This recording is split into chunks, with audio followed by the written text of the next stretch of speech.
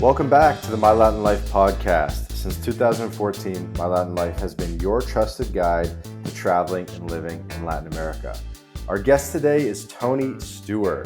He's a podcaster, the host of the Get Ready Money podcast. He's written a number of books, and he's a financial preparedness advocate. So here we're going to talk about kind of changing the way we think about money, and we welcome Tony to the podcast. Hey, Vance, glad to be here today. Thanks for having me on. Yeah, absolutely. Where are you calling in from? I'm calling in from Alameda, which is near San Francisco. Okay, cool. And you've written a number of books. You have your podcast. You have your whole platform, the Get Ready Money Club and community and platform. What do you do that's different, or what are you bringing to the table in terms of financial literacy that's new and fresh? I think, generally just really encouraging people to think differently about their money. I think we've heard so many different money messages over the years, and a lot of it is, like almost money shaming, like you need to have a budget, you need to give up your daily coffee. And I think that we need to rethink about, how we're looking and taking control of our financial life rather than just, jumping to the latest piece of advice we get or jumping into the hottest financial service or product. And why are people thinking the wrong way, or what do we need to change in terms of the mindset, in terms of how we think about money? Well, I think the first thing is to believe that we can do it in ourselves. Is so often with people, I was an insurance consultant for about 30 years working directly with people. And oftentimes there's a lack of confidence for a number of reasons. People are either turned off by, the financial services industry in general, or they feel that the uh, topics and products are too complex. They feel it's out of their reach, Hmm. or they've just had a bad experience overall. And so they've kind of tuned out the money message.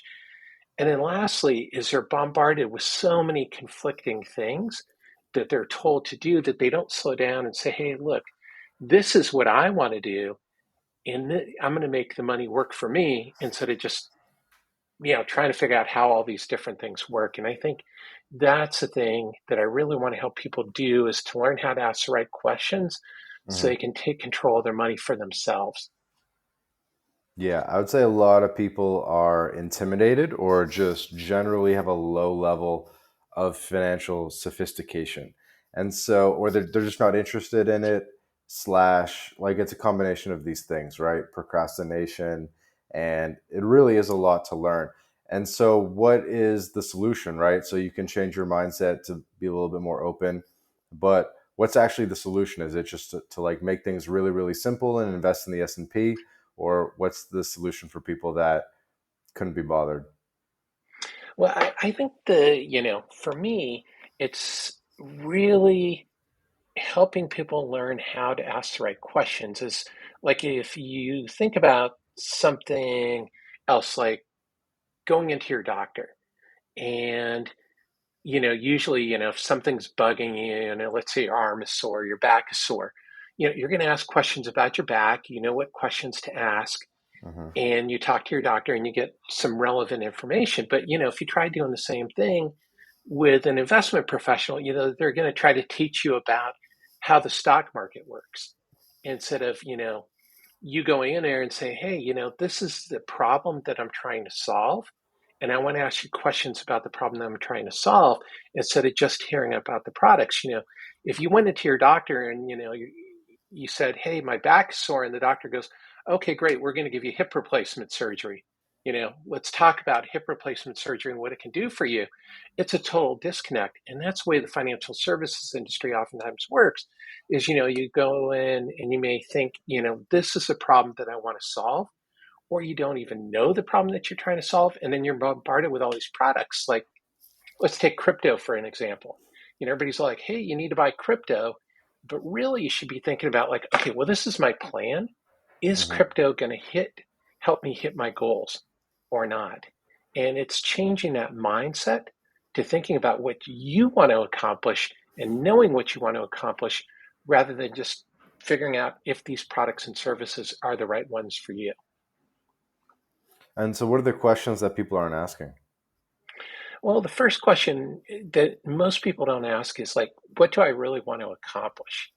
Is, what is my real goal here? Is my goal to, like with a lot of your audience, is my goal to live independently overseas? Um, and then making sure that everything you do works towards that goal. Is, when we have other goals in life, let's say losing weight, Hmm. is, we think about, our diet, we think about our exercise, but we think about in terms of like, okay, these are the specific things that are going to get me to my goals. And then it comes down to the habits is, what habits do I need to change to reach my goals? And with money, we don't think and talk as much about the habits that we need to have to change the way we think about money and to start Okay. reaching our What kind goals. of habits? You mean just save more, or what kind of habits? Well, even deeper than that is, the first one is, we're already talking about is thinking about your goals first rather than the products. Thinking about becoming educated about different products and services or whatever we're trying to do. Um, you know, it, we're bombarded with all this information, but it's like, is this the right information? It's going to help educate me to reach my goal. We've talked a little bit about thinking and mindset is, believing that you can learn this stuff. And that's building your confidence with money, but also understanding, what's holding you back. We each have our own personal money stories, which are, our experiences with money over the years and thinking about how that impacted us. Like if our parents argued about money and, about maybe being in debt, then we grow up thinking, well, hey, debt is bad.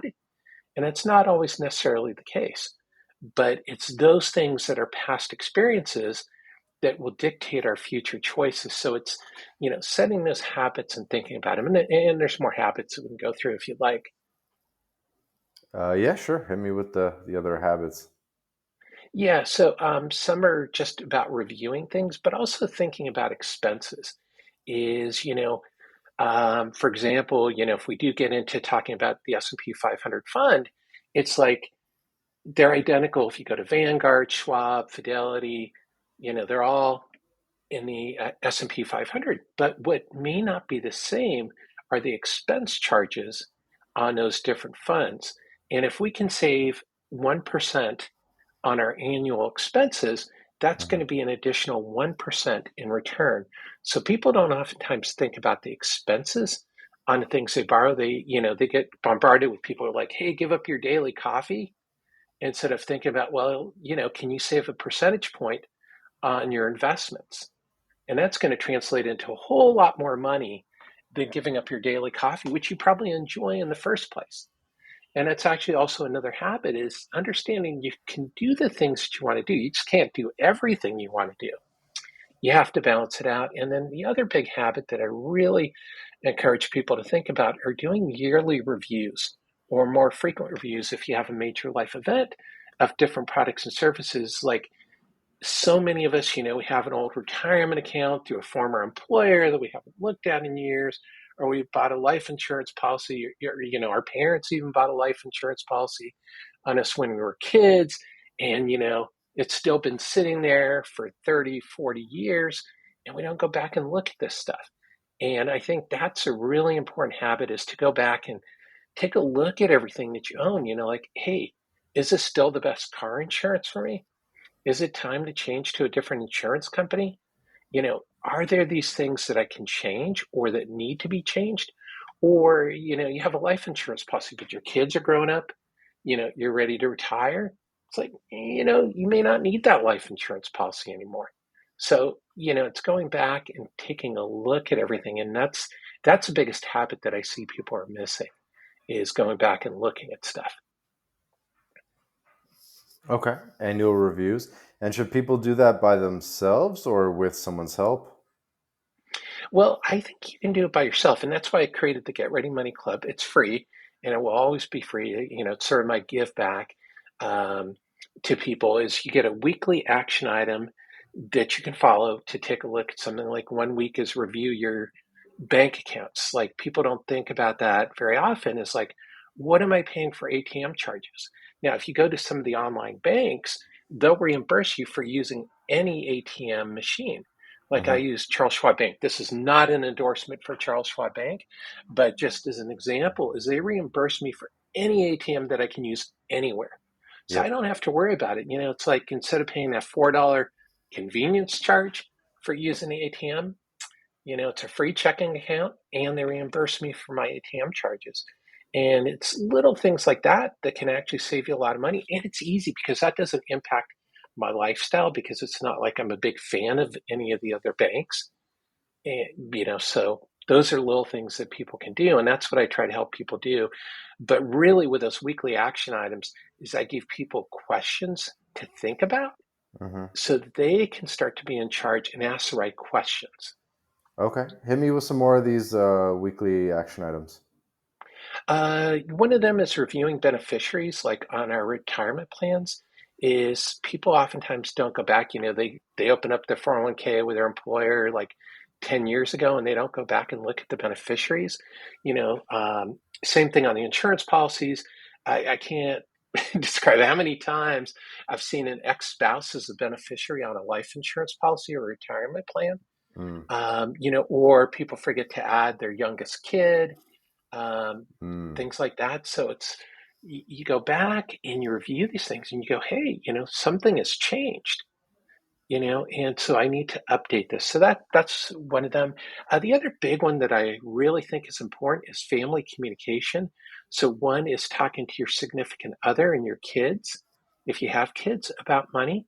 It's important for everybody to get on the same page, to understand a family budget.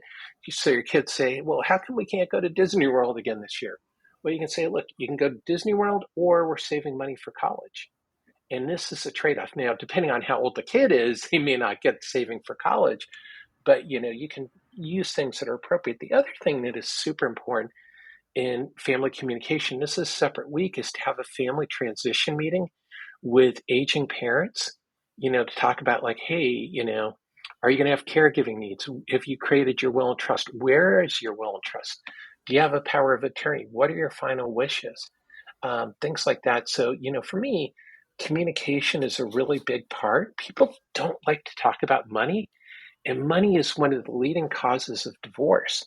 So, it's stress. Money adds stress. You talk about money with your significant other, your partner, and it doesn't always go well. So, you need to, have different ideas. And that's why I try to set up for people. Here are some ideas for talking Mm-hmm. to your family members about money.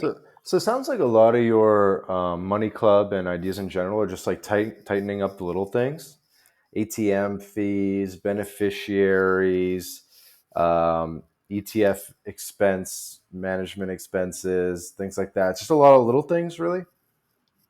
For the most part, but the little things are what adds up. And, in the Get Ready Blueprint, my latest book, and when I talk about habits, there's a quote from John Wooden, the famous basketball coach from UCLA. And he said, it's the little things that make all the difference. And, that's what he attributed his success to as a coach is getting his players to concentrate on the little things. I used to play basketball. I don't know, if you played basketball, but, a lot of it is footwork, keeping your eyes in the right place, keeping your body angled in the right way. They're all little things, but it's those little things that add up. And for anybody who has any hobby, think about the little things that make a difference in your hobby. If you're a surfer, it's like entering a wave in exactly the right way, having your balance in exactly Mm-hmm. the same right way. So it's applying those little things are Mm-hmm. going to help you find success. And there's something that everybody can do, and that's what I'm really trying to do is say, hey, you can do this. People can do this on their own if they have the right habits and the right mindset.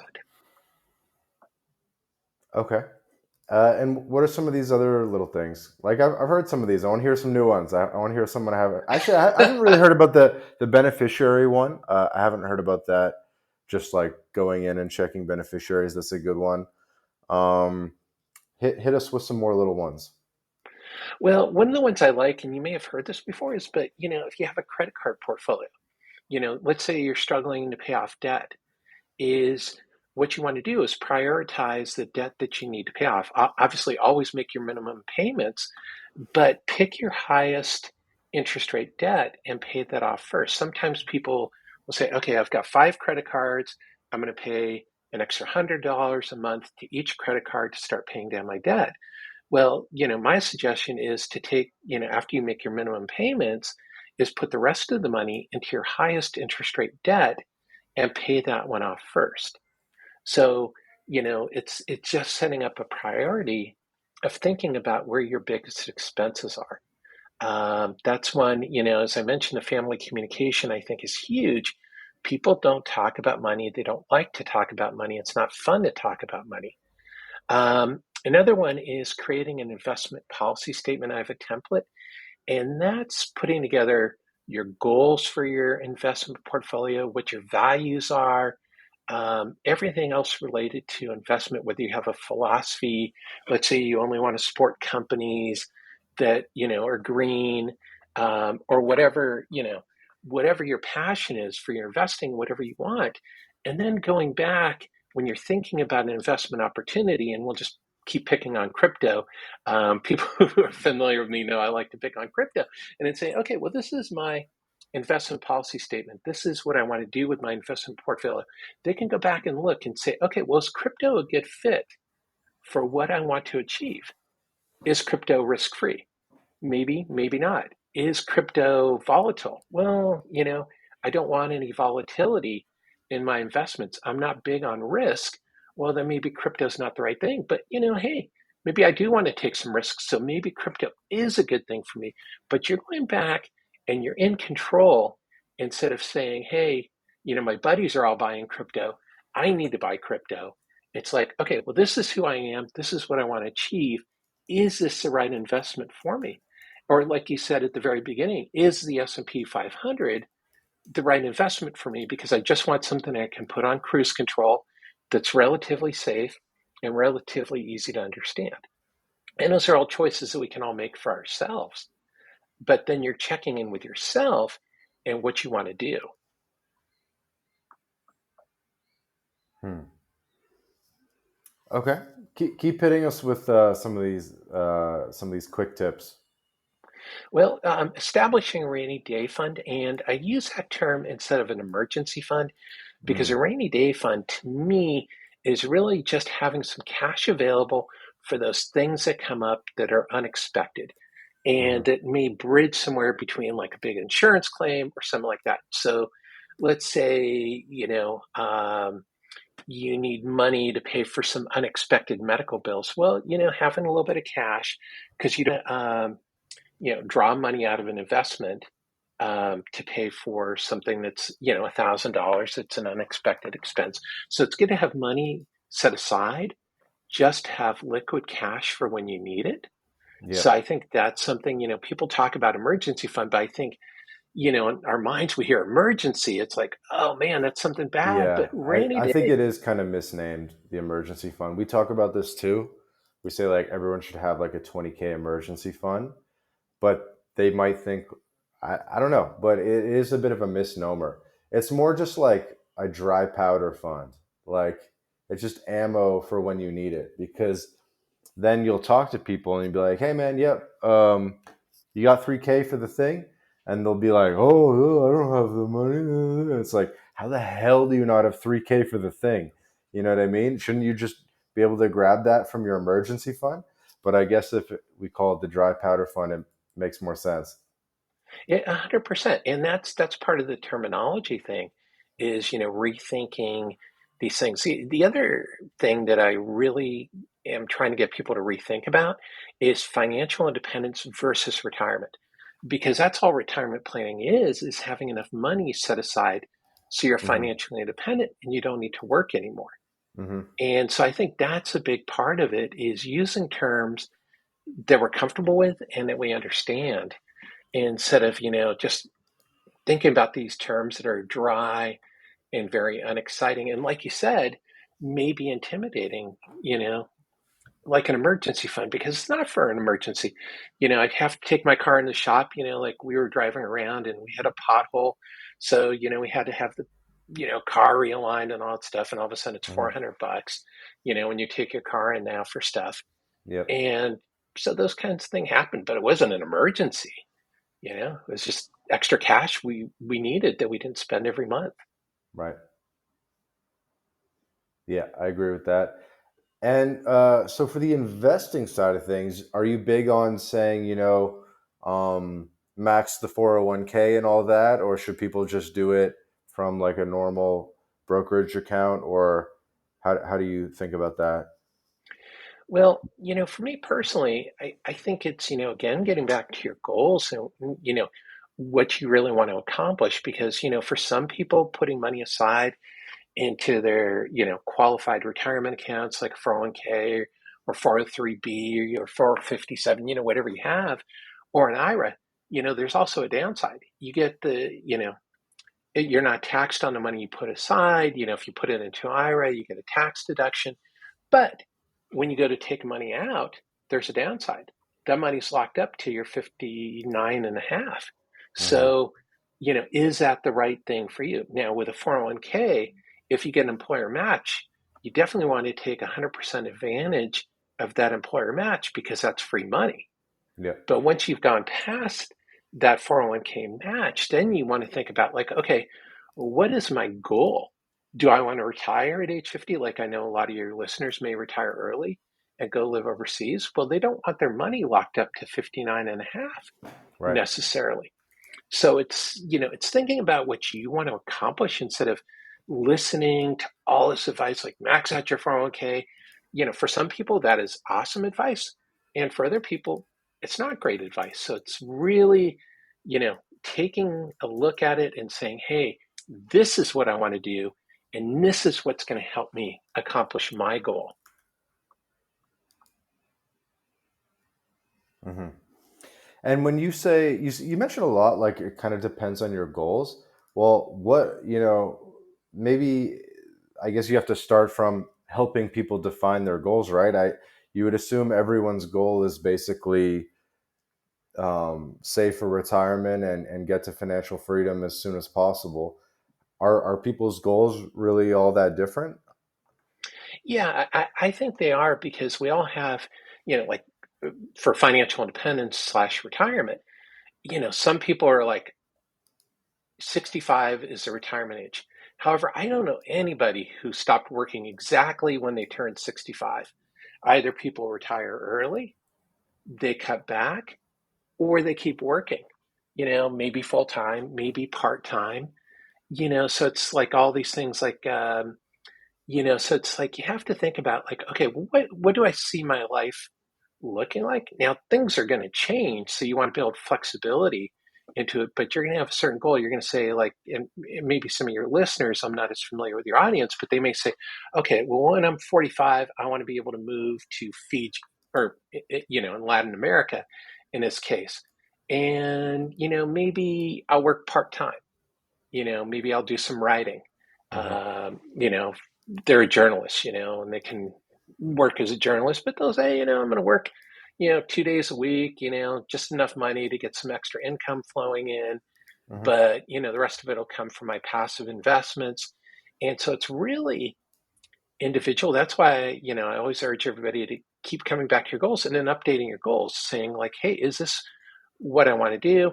And then you may have shorter term goals like I want to buy a house. That's a different goal than your retirement, and how you set yourself up for that goal is going to be very different than you set yourself up for financial independence. Because let's say financial independence is 20 years out for you, but you Hmm. want to buy a house in the next 5 years. So the money you put aside for your house can't be as locked up as 30 years because you can't take the volatility Right. in 5 years So because you when don't you want to lose say the money. goals depends on your goals, what you really mean is it depends on your liquidity needs. Yeah, partially. Your liquidity needs tie directly into your goals because if you have, like we were talking about, a 5 year goal, then it needs to be more liquid than a 30-year goal. So once you establish your goals and the priorities, like, hey, is this a really important goal or is this sort of a nice to have goal? Then you can start making liquidity needs and pegging your investments, and accounts and everything else, products and services, to serving those goals. So everything then becomes in service of achieving your goals rather than just buying random products and services. Okay.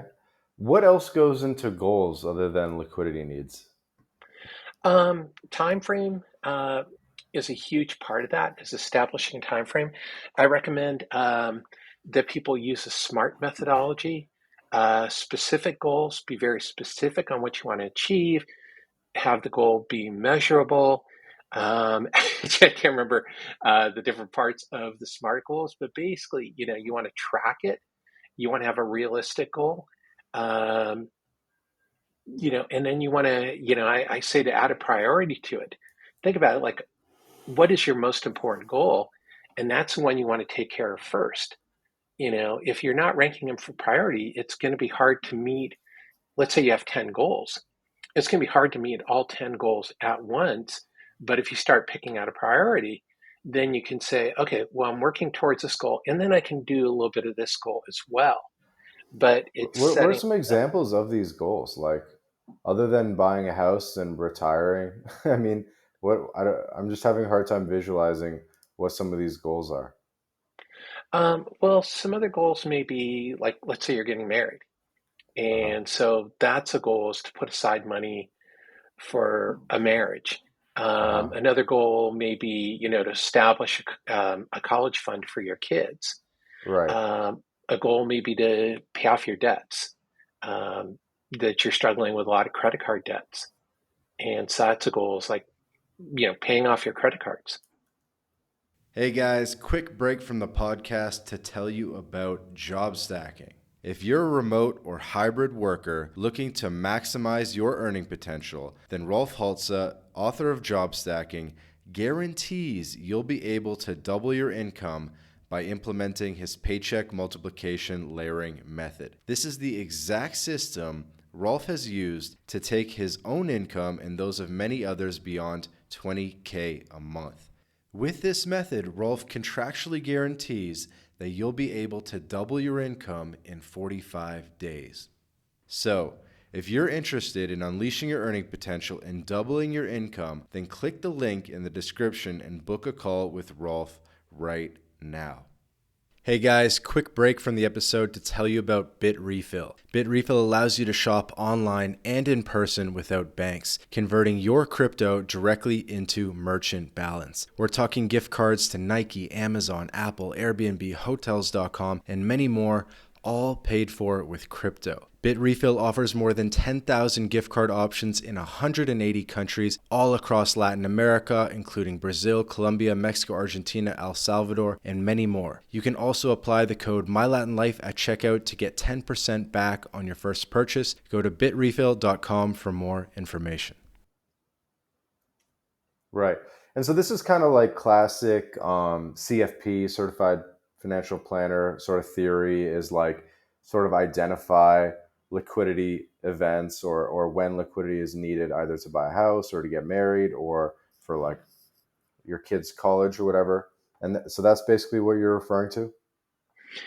Yeah, it's that same methodology, is, thinking about, like, these are the discrete things I want to accomplish.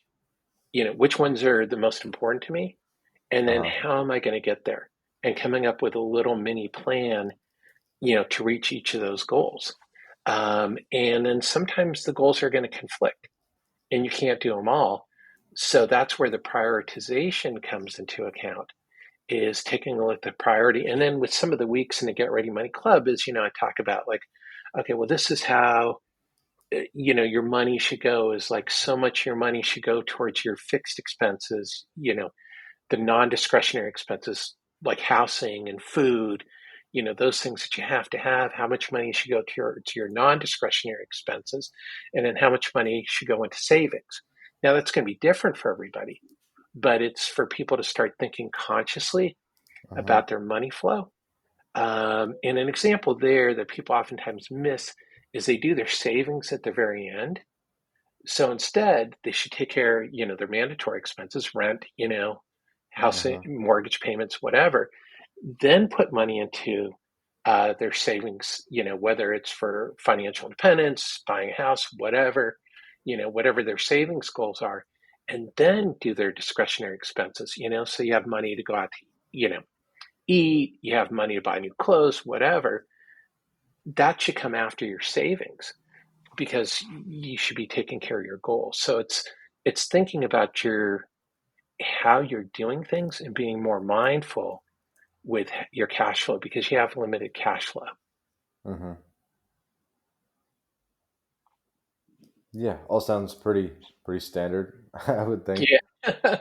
It's nothing groundbreaking, but it's, where I've seen it fail is because people get intimidated by the overall aspect of it, because we've talked about a lot of things.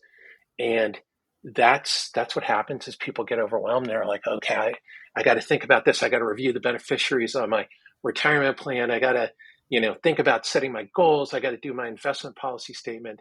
And that's why, I created the Get Ready Money Club in my last book, the Get Ready Blueprint, is to break it down. So it's one simple weekly action item for people because I think that will help people meet these goals if they only have one thing to worry about at a time, that Hmm. starts to help people feel like, hey, I can take control of this because all I have to do this week is just check my Vanguard account beneficiary this week and my life insurance beneficiary. That's going to take me a half hour on a Saturday morning. Boom, I've done that. I'm done. And I can cross that off my list until next year. Mm. So you mentioned life insurance. I know you've written a couple of books on life insurance and different aspects of insurance, right? Yeah, yeah. Why don't we go over that stuff a little bit? Because I think it's something that a lot of people sort of procrastinate on, and it's like its own sort of asset class and financial product, life insurance. Um, could you give us kind of the high level about what life insurance looks like, the best way to go about it for people that just haven't really gotten started? Well, I think you're not going to be surprised here. I'll say think about your goals first rather than, like the latest TikTok videos like, hey, life insurance can solve all your problems, be your own banker. There's all this stuff Yeah, out yeah, there, yeah, yeah. instead of thinking about like, okay, well, I need to take care of my family. What do I want to accomplish? So first, you should remember that insurance is insurance. It is not an investment product. When you buy an insurance policy, the first thing it says on the policy is this is an insurance contract. It doesn't say anywhere in there that it's an investment contract. Now, some of the policies have an investment component where you can accumulate a cash value, but that's something that's added on no matter what type of insurance policy you have, even if you are going to be your own banker, which doesn't work, and we can talk about that if you want, is you're still paying for insurance. So you have to think about that first. Like, do I need life insurance? Is there someone who's financially dependent Is it upon me? optional or is it like mandatory life insurance? Well, what do you mean? I mean, is it something that literally everyone should have, or is it only for certain people, certain use cases? I don't think it's for everyone. And, this is Mm, where I, part ways with some people who are, financial influencers, because I think like any financial service or product, if you have a need for it, then you should get it, but not everybody needs it. So that's where we go to if you have somebody who's okay. So financially who dependent doesn't need upon it? you. Well, let's say you have a 21-year-old who's just starting out, they're not married, no kids, nobody's financially dependent upon their income. Why would they need life insurance? It's like buying auto insurance on a car that you don't even own. It's like, hey, maybe I'll buy a Porsche Well, someday, you have but a you're not going to life. buy. Well, you do, but How does it work basically? It's like you pay into it every month, whatever. Let's just say $1,000 a month, probably less, but whatever. Let's just say it's $1,000 a month, and it's like if you die, then your beneficiary gets paid out like a big amount of money. That's like some equivalent to your working years, or I really don't even know how it works. well, so what you're talking about is, and that's a common selling technique that the life insurance industry uses is like, hey, you need a lot of life insurance if somebody passes away. But, again, we'll take this 21-year-old as an example. So if that 21-year-old passes away, who's going to have a financial loss if they pass away? Now, their parents may need a small amount of money to pay for final expenses, but there's not a financial loss to their parents. Well, isn't there? If Because you're supposed to take care of your parents. well, and in some cultures, yeah, then that would be something. But realistically, it's going to be quite a few years before that person's taking care of their parents. And if their parents have good incomes and they've done their own savings, then they're not really ever going to be financially dependent Right. upon their But I kids. guess yeah, I mean, I guess I'm kind of derailing things, but No worries. most boomers like don't have enough money to retire, right? Isn't that the statistic? Like people there's like a retirement crisis, people haven't saved enough.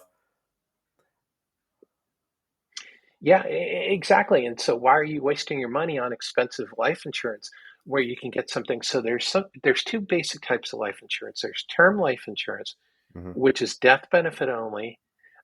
It's super cheap for most people, as long as you don't have any health conditions or you're fairly young.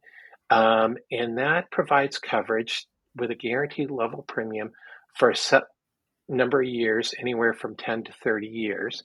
And it's just pure insurance, like auto insurance. It's pure insurance. There's no cash value with auto insurance. Or you can get permanent cash value insurance, which are all these other types of insurance we've heard about: whole life insurance, universal life insurance, variable life insurance, index life insurance. And those are all the ones that are used for being your own banker and us all this other stuff. But those premiums are anywhere from 10 to 15 times more expensive than term life insurance, which is just pure insurance. And so that's where, it gets back to what we were talking about earlier. Like, what is your goal? Is your goal to get pure risk protection? So let's say you're that 21-year-old, you want to buy $100,000 policy so your parents have some money, take care of final needs. You can buy a 30-year term life insurance policy for $100,000, and it'll probably be $100 a year in premiums if you're a 21-year-old. $100 a Instead, year. And then so what? If you die in the next 30 years, your parents get paid out 100K? yeah, yeah. Okay. So if you want to leave some money, for your parents, to have a pot of money if something should happen to you, that's a good, cheap way to do it. That's not going to impact the rest of your financial goals because, yeah, $100 a year is $100 a year, but it's not that much in the scope of things, uh, you know. So it's not going to have an impact. Instead, if you buy, we had a friend of ours who I found out later on purchased, she's 25 years old, no dependents, no kids, she's just, a 25-year-old single woman. She bought like $1 million life insurance policy, you know, with a $3,500 a year premium. That's going to have a major impact on her because, like we were talking about before, that $3,500 a year would serve her much better in some type of, retirement plan, or just, in a straight out S&P 500 index fund that's not in a retirement plan. That's going to accumulate a heck of a lot more cash for her. Her parents don't need the money. They have, both of her parents have really good jobs. They're making solid incomes. It's just there's no reason for it, and it's a lot of money that could be used better. And I guess that's a big part of what I'm doing with the Get Ready Money Club, is helping people figure out where they can use their money most efficiently. Mm. It's like with any job that we try to do, we try to do it most efficiently. Like, let's say we're buying new tires. Do you buy the most expensive tires you can, or are you going to buy the kind of tires that you need? I mean, do you need four-wheel drive tires for your car, or do you just need regular tires? You're going to save money if you buy just regular tires. And that's kind of what I'm trying to get people to think about, is like, okay, what's the best use of your money? What's going to be most efficient for you to get the job done? And that's what I recommend to people with their life insurance. What is really going to get the job done? What can you do most inexpensively and accomplish what you're trying to accomplish? Okay. So it sounds like you're not as big of a insurance fan as you used to be. Well, I'm a huge fan of insurance for people who need it. that's and for people who are familiar with me, is I do some work with NerdWallet and Forbes and Bankrate on writing about life insurance because I think life insurance is hugely important. But what I also think is that life insurance is one of the most misused and misunderstood financial products out there. And I've seen some really bad things where people, like in this example, that are paying a ridiculous amount of money for insurance that they don't really need. And then what happens is other people say, hey, I don't want to buy a life insurance because this is ridiculous. Or in this case, she's going to say, well, you know what? The last time I tried to buy a life insurance policy, I got sold this huge policy I didn't really need that I was paying a fortune for, and it was crimping my cash flow. And so when she really needs life insurance, she's going to be hesitant to get it. So, that's the thing is I want people to really, understand like, hey, this can really be a good thing for you. But, get what you need, not more than you need. Fair enough. And so, what are the cases where people need life insurance? Is it basically anyone with kids, or Yeah, pretty much, unless you're independently wealthy. Let's say, first off, if you get married and you're splitting a house and mortgage payments together and household expenses, well, then you need life insurance, so that your spouse can continue to live in the same house or whatever. Again, for kids, so you have money to take care of your kids if something happens.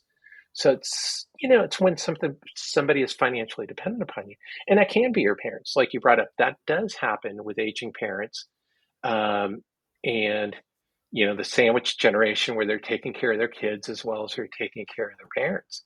That could very well be a need. So those are just some of the needs.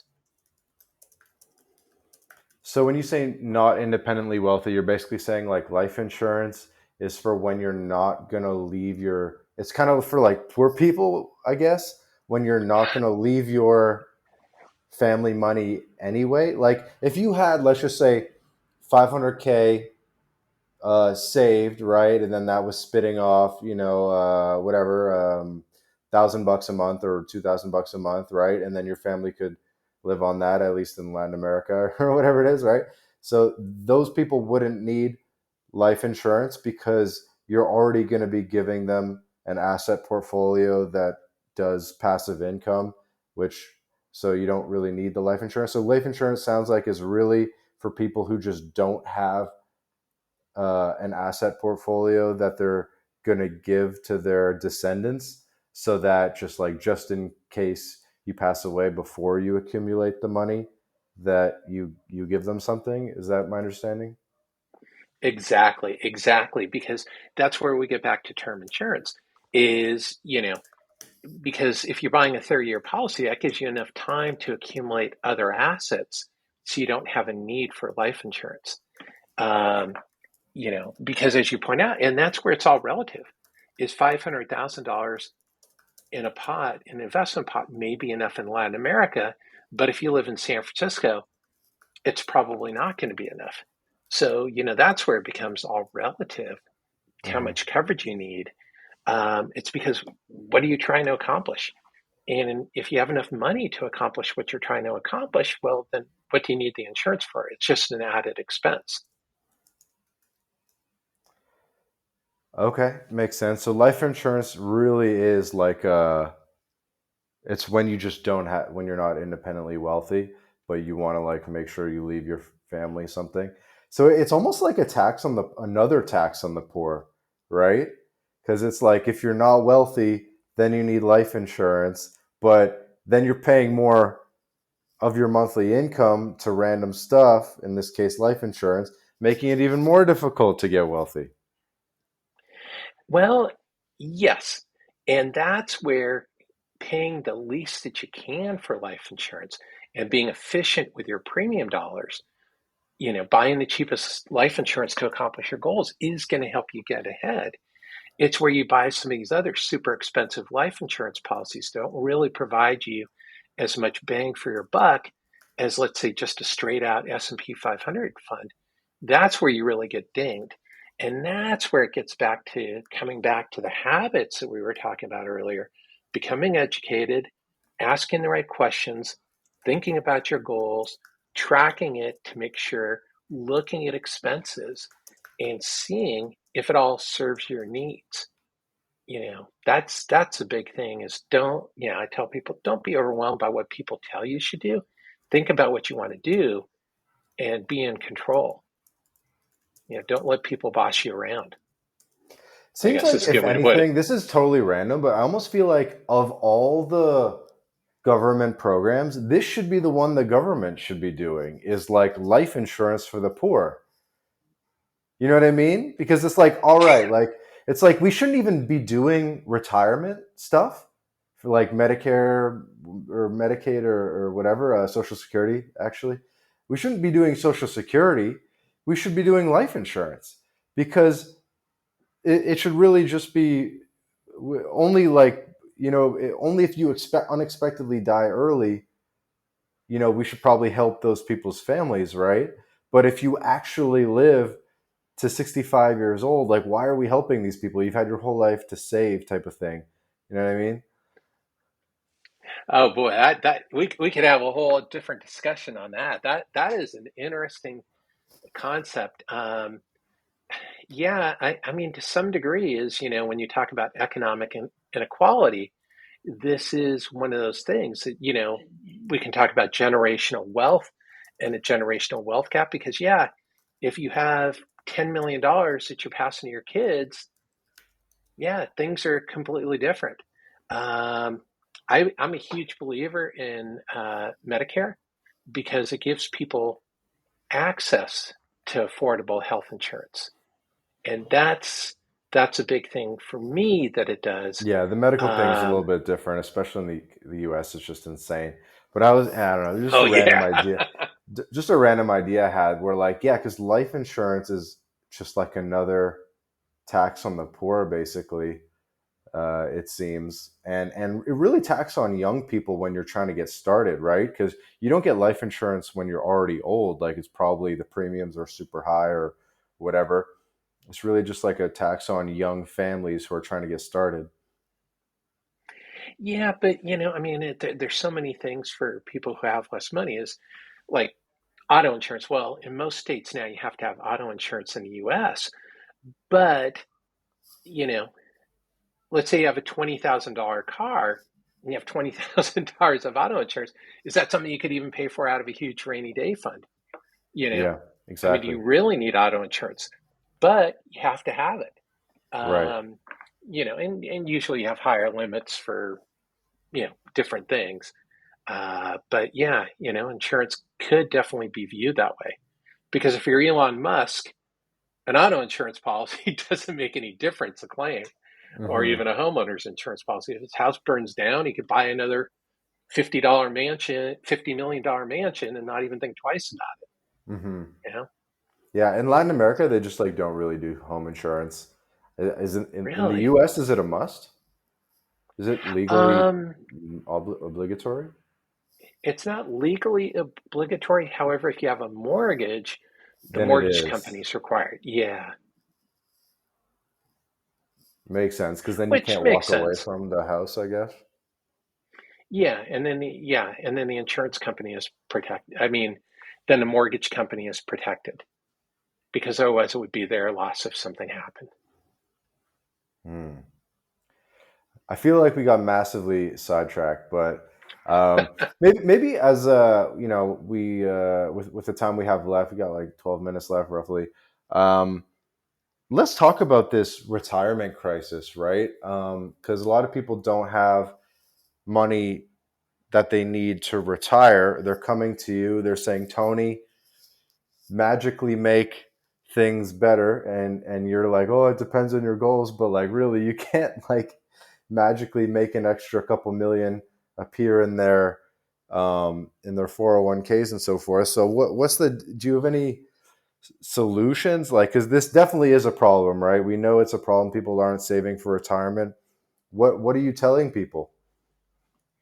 Well, what I suggest to people is that, they start thinking about the small things that they can do, and then thinking about the trade offs that they can reasonably make, is like, Here's an example on the opposite side is I know a woman who, CFP, her and her husband cracked down for 10 years to become financially independent, but they were absolutely miserable.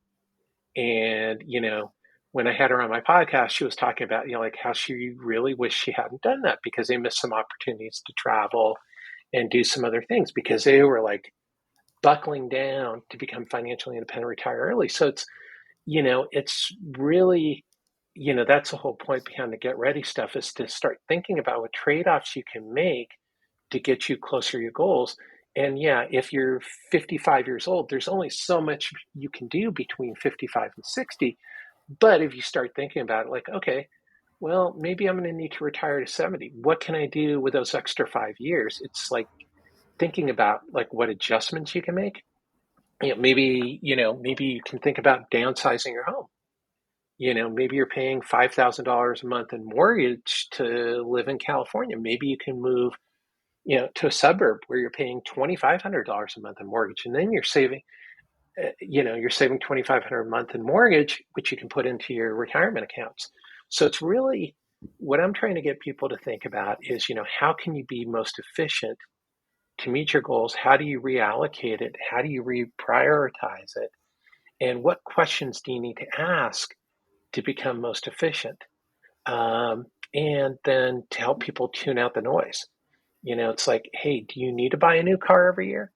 I know people who are financially struggling, but yet they lease a new car every couple of years. And it's like, personally, I drive a car that's like 15 years old. I don't drive very much. We have a car that we use for longer Hmm. trips, but Right. I'm So not a lot paying of money people on just cars. making bad financial decisions. But even if people are like, let's say they're doing it what they're pretty much what they're supposed to be doing, but they just haven't saved. Like, I don't know. There's like not a lot of options out there for people, I feel, or um, are you like this is a huge percentage of the population? I think this is becoming a big thing for us at My Latin Life. Is like people are like, you know what? Literally, all I have is Social Security, $1,500 a month, and I have to somehow survive on that. Literally impossible in the United States, and so they go down to Nicaragua or Ecuador or something, where not only can they live on that, but they could actually save like half of that. Yeah, well, that's something, that's like what we're talking about is there somewhere you can cut your expenses? Because that's essentially what they're doing by making the move Hmm. is going somewhere where their dollars can go further. Or Hmm. you have the other option of bringing in more income. Let's say you're 60 years old. Is there something you can do part time? Hmm. Work in a restaurant, work in a bookstore, Working in work a as restaurant. librarian, That's y- you know, crazy. Yeah. but,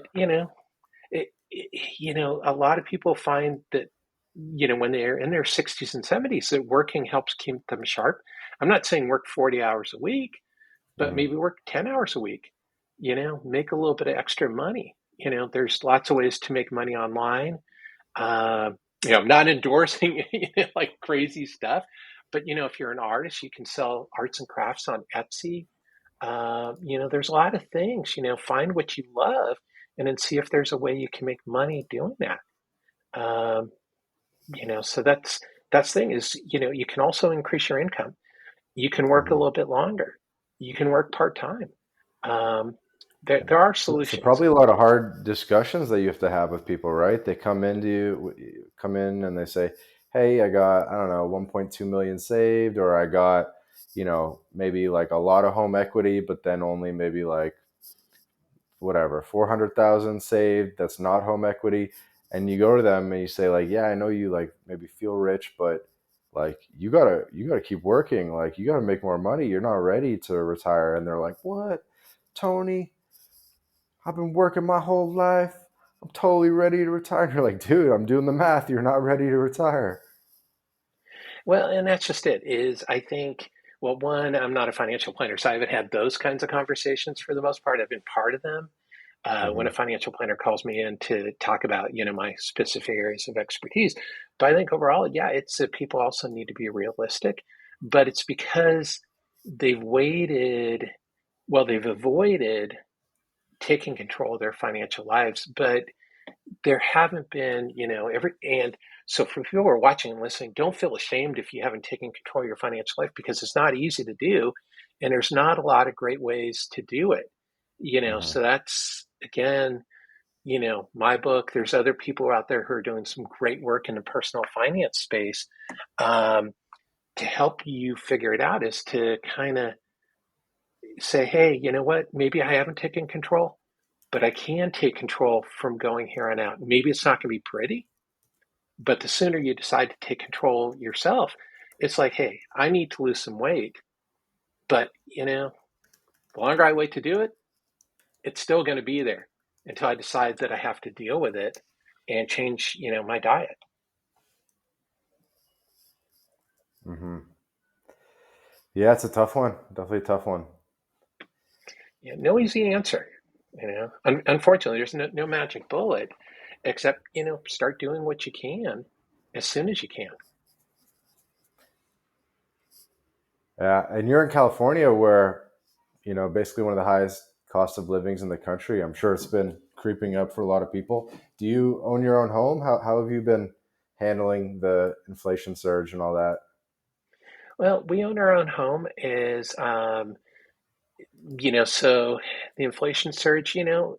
Inflation's been around forever. It's going to be high. It's going to be low. It's not as high as it's ever been historically. Yeah, it's higher than it's been for a really long time, Hmm. which does make it a hassle. Notice that going out to eat, we like to go out to eat. Um, but we've cut back on going out to eat. Cooking more at home. So it's balancing that out, um, to take care of it. But at the same time, like my wife has a salary, and she's gotten some bigger salary increases over the last few years as their employers try to keep pace with inflation. Hmm. So sometimes people miss that is their expenses are going up, but their income's also been going up. The stock market's been on a crazy tear. So people are making great money on their investments right now. If they're just staying the course with their investments, they're getting nice salary bumps because the employers are doing bigger salary increases to match inflation. So, wherever there's a minus, you can look for the plus side. Well, and here's another one is high yield savings accounts are paying more than they've paid in a long time, and money market accounts. Hmm. So you make more money on your cash. So, that offsets inflation as well. And I think people tend to forget about it is, and looking at everything, you know, as one picture and seeing how everything fits together is super important, because it's like, yeah, you're paying more here, but you're making more money there. So is your net position changing? That's a big thing. What's your bottom line? Hmm. All right. Well, let's kind of get to wrapping up then. Why don't All you, right. Tony, kind of take this time to share final message with the audience? Obviously, all your links will be in the show notes where they can find you. But yeah, take this time to communicate whatever you want. Okay. Well, I think the big thing I'd just like to share with people is that, if you go to my website, you can join the Get Ready Money Club. It's free, will always be free.